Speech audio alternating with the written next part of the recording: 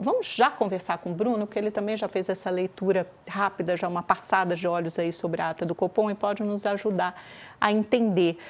O Bruno Corano é CEO da Corano Capital, que é a maior gestora privada brasileira em Nova York, então ele pode nos beneficiar também com esse olhar privilegiado. Ele está ali mais pertinho de Washington, da Casa Branca e, portanto, dos mandos e desmandos de Donald Trump. Bruno, bom dia, bem-vindo, querido. Vou começar, vamos falar rapidamente sobre a ata que eu estava lendo. Algum ponto te chamou mais atenção? Você acha que é uma ata mais hawkish, né, como foi o comunicado, quer dizer, mais dura, mais severa, que não indica ainda quando pode começar esse processo de redução da taxa de juros, da Selic? Amanda, bom dia também a todos que nos assistem, obrigado pelo convite. A minha leitura da ata é que ela, antes de mais nada, ela era prevista, não só a decisão, mas como o tom, né? Eu destacaria o seguinte, embora não seja uma surpresa agora, mas é importante sempre ressaltar que quando o Galípolo entrou, nós tínhamos a desconfiança de que ele poderia ser um instrumento de manobra do governo, do Poder Executivo, mais precisamente do Lula. E o trabalho que vem sendo feito no BC vem sendo muito responsável. Então, basicamente, a ata destaca um pouco mais do mesmo, que é o cenário internacional instável, essas incertezas e a impossibilidade, nesse momento, de pensar em qualquer redução de juros. E eu diria que não vem tão cedo. Então, é uma ata conservadora, sem grandes novidades, pelo menos foi a minha leitura rápida. E é interessante porque ontem o ministro Haddad, nessa entrevista que ele deu à Band News, ele falou que os juros estavam, até anotei aqui, já estavam em um patamar altamente restritivo, né, com a inflação dando sinais de desaceleração. Então, ele acha que a situação mudou em relação ao momento em que Galípolo assumiu e que realmente ele havia herdado uma situação mais grave, em que precisaria responder com medidas mais drásticas, ou seja, aumento de juros. Ele disse que agora a situação mudou e há espaço para se avaliar a trajetória de cortes, mas pelo menos nessa ata acho que não tem em nenhum momento uma indicação, né? Você trabalha com alguma perspectiva de inflexão, de flexibilização da política monetária, corte de juros, a partir de quando? Eu acho que nós temos forças que são conflitantes, né? A gente tem, de um lado, essa questão da tarifação americana, que pode, por um lado, favorecer a ausência de pressão inflacionária no Brasil. A tarifação é um risco inflacionário para os Estados Unidos, mas, nesse momento, é um fator contribuinte para que a inflação no Brasil arrefeça. Quem está assistindo deve se perguntar, mas por quê? Eu vou dar um exemplo. Recentemente, nos últimos meses, para ser mais preciso, nos últimos 15, 18 meses, o café foi um dos vilões que pressionou a inflação. Não só ele, mas alguns outros itens também. O café é um dos produtos que está sendo taxado nos Estados Unidos e que uma eventual diminuição do consumo vai aumentar a oferta interna. Com o aumento da oferta interna, o preço cai. Então, a gente tem uma pequena chance, uma pequena contribuição de que essa tarifação tire pressão da inflação interna. Então, eu falei que são forças conflitantes. Do outro lado, é a total falta de responsabilidade fiscal que segue comprometendo. Então, eu vejo que vai depender muito de como as coisas vão ficar nos próximos 2, 3 meses.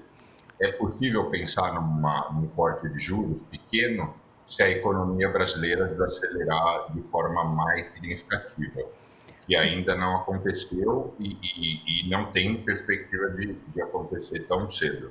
Isso nada tem a ver com a visão clara de que a gente está caminhando para um abismo econômico no sentido de crise em razão da irresponsabilidade fiscal. Tá, a crise fiscal, né, em algum momento vai bater na economia real, mas não é exatamente agora, né? Eu acho que é daqui a pouco, é mais ou menos isso que você está dizendo. Mas deixa eu te interromper aí para a gente falar de um assunto que, enfim, é o assunto do dia desde ontem, que é a prisão domiciliar do Bolsonaro. Você, que está em Nova York, acompanha de perto todos esses assuntos de política interna americana e tarifaço, a prisão domiciliar de Bolsonaro tende a impactar na negociação do tarifaço com Donald Trump? Vai vir mais alguma sanção ao Brasil, seja de ordem econômica ou política? Eu acho que mais sanções não devem vir, porque mais isso seria muito, muito, muito drástico. A lei Magnitsky, por mais que ela tenha impressionado, etc., ela é pontual, ela está voltada ali ao Alexandre de Moraes, então eu não vejo mais nenhuma medida prática. Agora, que isso vai dificultar a negociação, isso já está explícito, né? Pessoas muito importantes do governo se posicionam mencionando que esse é o fator de motivação de todo esse estresse. Pessoas como Marco Rubio, que é importantíssimo no governo, é um dos braços direitos ali do Trump, já fez essa declaração. Então, com certeza, essa prisão do Bolsonaro vem no momento que vai contribuir negativamente para a negociação com os Estados Unidos. Isso eu não tenho a menor dúvida. Será que a gente pode separar essas duas esferas? Porque foi anunciado o tarifaço 50%, mas quando foi anunciado, foi publicada uma enorme lista de exceção de quase 700 produtos que representam 44% da nossa pauta de exportação. E o governo brasileiro está imerso nessa tentativa de excluir outros setores, como café, carne, frutas, pescado. Tem várias áreas sensíveis ainda, principalmente carne e café, que eventualmente poderiam ser excluídos pelos americanos. Torna esse caminho mais difícil agora de exclusão? Ou você acha que o governo dos Estados Unidos também pode ter esse olhar mais pragmático e tratar a negociação comercial de um lado e essas sanções ao Moraes, a outros ministros do STF, a autoridades brasileiras do outro? Você não vê essa separação? Você acha que vai haver, de fato, essa contaminação da pauta comercial por essa prisão domiciliar de ontem? Eu acho que os americanos, eles são pragmáticos, eles vão estar sempre olhando para os interesses deles, só que, de qualquer forma, essa situação política, judiciária no Brasil contribui negativamente para os ânimos. Se isso vai chegar definitivamente ao fator decisivo de não vamos expandir a lista de exceções, é muito difícil dizer, porque tanto o governo brasileiro quanto o governo americano, eles não são explícitos em expor quais são os personagens que estão cuidando dessa agenda. Então, mesmo do lado do Brasil, a gente, em um momento, vê o Alckmin, em outro momento, vê outros membros do governo tentando fazer essa articulação, e nem sempre fica muito explícito com quem eles estão falando e o que está sendo tratado. Então, eu acho que os americanos serão pragmáticos. Eu acho que, se for do interesse deles, eles vão estender essa lista. O café tem uma grande chance de entrar, porque 1/3 do café consumido nos Estados Unidos são produzidos no Brasil, e não é simples os Estados Unidos decidirem não vamos mais comprar do Brasil, vamos comprar de outros fornecedores. Café de qualidade, são poucos fornecedores no mundo, então eu acho que tem chances, mas eu não acho que uma negociação como essa deva sair imediatamente. Eu acho que deva levar um tempo e, de novo, com essa notícia, traz uma animosidade um pouco maior, já que, em última instância, isso vai cair na mesa do Marco Rubio e do Trump, e eles certamente não estão felizes com essa decisão. Agora, Bruno, você que já acompanha o governo Trump há algum tempo, não sei se você estava aí no primeiro mandato, qual é a fundamentação por trás dessa imposição de tarifaço de 50% ao Brasil? Você acha que é uma coisa eminentemente de cunho político, ideológico, de defesa dessa direita internacional, de valores que são caros a ele, acham que a família Bolsonaro está sendo perseguida, então é apoio a um aliado político, ou também tem uma origem na insatisfação com o BRICS, com essas declarações do Lula que fala em desdolarizar a economia?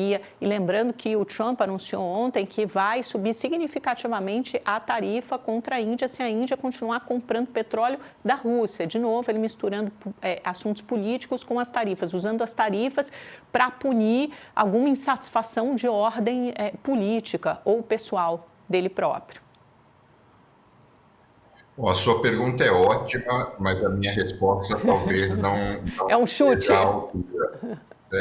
Eu diria, qual a fundamentação? Não existe fundamentação, porque se a gente está falando de uma decisão econômica, a fundamentação tem que ser totalmente econômica. E, no fundo, a decisão é econômica, mas já é explícito e é dito que a motivação é essencialmente política e ideológica. Então, isso trouxe uma combinação muito complicada. Como é que eu resumiria isso para quem está assistindo? A grande verdade é que o Trump é um personagem muito sensível. Um jeito educado seria dizer que ele é, em algum grau, descompensado. Para lidar com pessoas com essas características, a gente tem que ser muito cuidadoso. Do outro lado, o Lula foi lá e cutucou a onça com a vara curta, porque ele fez questão de dar destaque a os BRICS, a moeda, e fez várias coisas que foram entendidas como uma provocação. Então, foi a combinação perfeita para a gente sair dos 10%, que era uma situação muito conveniente para o Brasil, e se tornar o país mais taxado do mundo.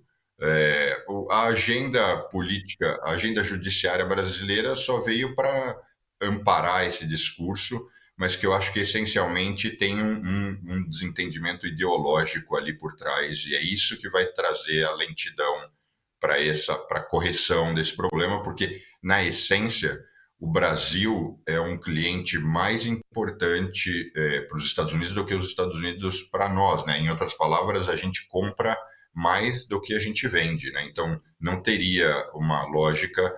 Tarifação, ok, a gente já sabe que isso está sendo aplicado para todos os países do mundo, mas necessariamente um percentual tão alto não tem fundamento. Nada justifica esse nível. Agora, Bruno, como é que é a percepção interna do tarifaço do Trump? Eu sempre me pergunto, internamente, ele está ganhando essa guerra? É isso que a guerra das tarifas, a guerra comercial, é isso que o americano sente? E qual a sua percepção? Ele está ganhando essa guerra comercial ou isso vai ter um impacto lá na frente que não será benéfico para os Estados Unidos? A percepção dentro dos Estados Unidos é que a desaprovação dele vem crescendo, e olha que a inflação, de forma concreta, ainda nem acelerou, nem cresceu, mas existe um sentimento de que as principais promessas que ele fez não estão sendo atendidas e não parecem que serão tão breve. Mas nada diferente da primeira gestão dele, do Trump 1. Então, eu particularmente vejo que quando a inflação começar a ser pressionada, esse sentimento americano vai crescer. Agora, para minha surpresa, o que eu não vejo é nem a imprensa americana e nem o cidadão americano de forma geral se mobilizar e interpretar toda essa situação como, em última análise, quem vai pagar essa conta somos nós, são os residentes americanos. E mesmo a imprensa, tanto a brasileira quanto a americana, muitas vezes coloca como vítima o Brasil, ou os países que estão sendo taxados. Não, na verdade, a vítima são os americanos, porque em algum grau esses preços vão ser repassados. Talvez não imediatamente, talvez não na integralidade, mas eles vão ser repassados, isso vai pressionar a inflação. Então, isso é uma forma, em última análise, de cobrar, em vez de aumentar imposto diretamente, a gente taxa os países e, consequentemente, aumenta o preço dos bens e itens de consumo interno. Essa reflexão é muito boa, porque essencialmente você está dizendo, olha, a inflação vai aumentar em algum momento e, ao mesmo tempo, a gente está vendo o desemprego aumentar, ou pelo menos parar de diminuir, né, estancar, estacionar com esse último relatório do payroll, que reviu os 2 meses anteriores, quer dizer, normalmente os Estados Unidos têm gerado mais de 100 mil postos de trabalho por mês, agora ele gerou pouco mais de 100 mil postos de trabalho em um período de 3 meses. É uma desaceleração bastante importante no mercado de trabalho, tanto que abriu a perspectiva do FED fazer 2 ou até 3 cortes de juros esse ano. Vai cortar juros e como é que o FED vai se equilibrar nessa balança muito delicada, com a inflação ameaçando subir e o desemprego ameaçando também subir. Que o Fed vai cortar os juros em algum momento, isso é certo, mas não existe nenhuma garantia de que isso vai acontecer esse ano. E aí, se você me questionar, então, quando vai acontecer? Certamente quando a economia americana entrar em crise, ou uma recessão técnica, ou uma crise com outras perspectivas. De alguma forma, né? E o que vem acontecendo, né? Isso que você mencionou é exatamente o que hoje todos nós enxergamos que deva acontecer. A inflação deva crescer, não imediatamente, não para a próxima reunião do Fed.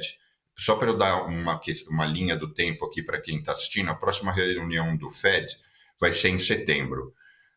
As tarifas elas estão parcialmente entrando em ação agora, exatamente em agosto. Por que eu falo parcialmente? Porque China foi postergado, alguns países ainda têm essa oscilação de vai taxar mais, taxar menos.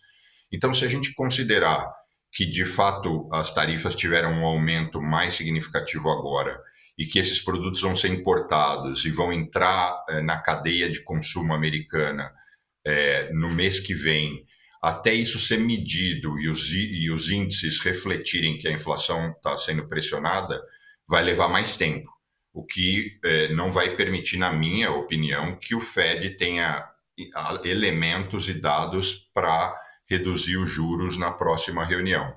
Dali para frente, a perspectiva é que talvez a gente possa ter essa combinação que é a mais cruel possível para o Banco Central americano, que é a inflação americana sendo pressionada em razão das tarifas e, do outro lado, o desemprego crescendo porque a economia está desacelerando.